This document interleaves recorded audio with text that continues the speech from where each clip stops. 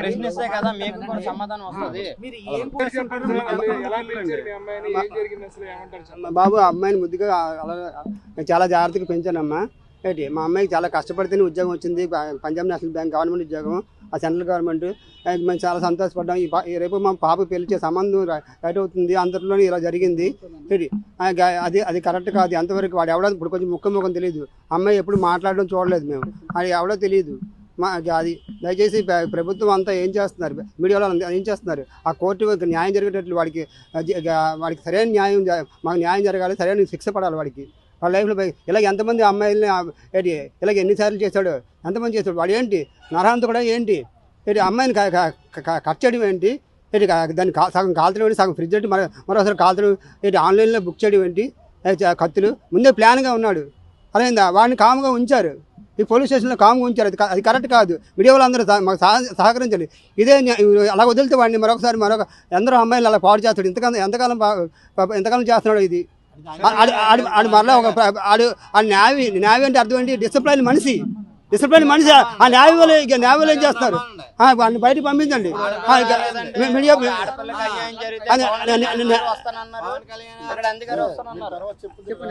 Navy army అంటే మన అందరిని కాపాడాలి. అలాంటి వాడే చేశాడు. అదే అలా ఆ న్యాయవాళ్ళు తప్పు చేస్తారు, తప్పు. అది మీకు ఇంకెవరు ఉంటారు మనకి. అలాగే ప్రభుత్వం అంతా ఏం చేస్తుంది, అలాంటి వాళ్ళు ఏంటి మహిళా మండలి అవన్నీ ఉన్నాయి. వాళ్ళందరూ ప్రభుత్వం ఉంది, పవన్ కళ్యాణ్ గారు ఉన్నారు. వీళ్ళందరూ ఎక్కడ తప్పు జరగదు, ఎక్కడ ఏ అమ్మాయికి న్యాయం జరగదు చెప్పారు. ఏంటి ఉట్టించి మాటలే తప్పించి ఏం జరగట్లేదు. ఇప్పుడు కొంచెం మా అమ్మాయి చనిపోయింది, అప్పుడు ఒక రోజు అయిపోయింది.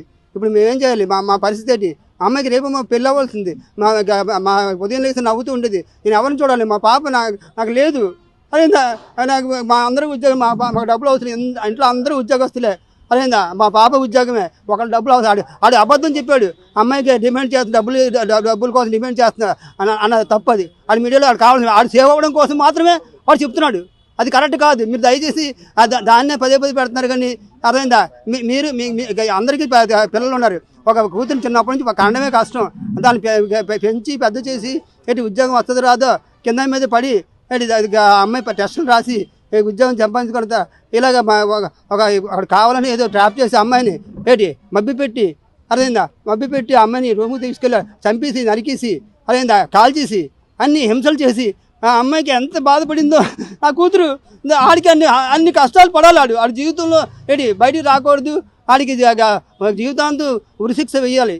అదేందా నాన్ బెయిల్. దయచేసి లాయర్లు డబ్బుల కోసం చూస్తున్నారు. లాయర్లు డబ్బుల కోసం చూడకూడదు. ఎందుకంటే వాళ్ళకి పిల్లలు ఉన్నారు.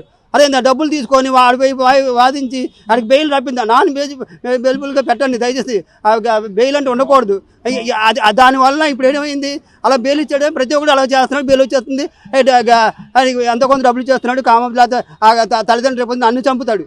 ఎందుకంటే ఇప్పుడు నన్ను వదిలేశారు అనుకోండి, నన్ను చంపుతాడు. అదేందా మమ్మల్ని భయప్రాంతం చేస్తాడు. అదేందా అది కరెక్ట్ కాదు. మేము ఏదో ఇలా బతుకుతున్నాం. అయ్యా నిన్న ఉదయం 10:30కి వచ్చిందమ్మా. వచ్చి ఇక ఈవెంట్కి వెళ్తామని చెప్పింది. ఎందుకంటే మా పాప మా కోసం కష్టపడుతుంది. మమ్మల్ని శుభ్రం తల్లిదండ్రులు శుభ్రం చూసుకుందామని. అదేందా ఇక సెలవులప్పుడు ఈవెంట్కి కూడా వెళ్తుంది. డబ్బులు ఖర్చు పడదు. అమ్మాయి బ్యాంక్ బ్యాలెన్స్ బాగానే ఉంటుంది. ఒకళ్ళు డబ్బులు ఆశపడదు.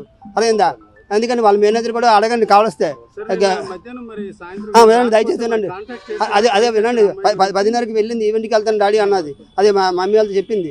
అయితే ఇక ఈవెంట్కి వెళ్తాను, తర్వాత బీచ్ రోడ్లోకి సెకండ్ ఈవెంట్ ఉంది, మధ్యాహ్నం అయిపోయింది వెళ్తాను చెప్పింది. అయితే మేము ఎందుకని మంచిది అని 11 గంటల 11:30 అప్పుడు ఫోన్ చేస్తే రింగ్ అయింది, కానీ లిఫ్ట్ అవ్వలేదు.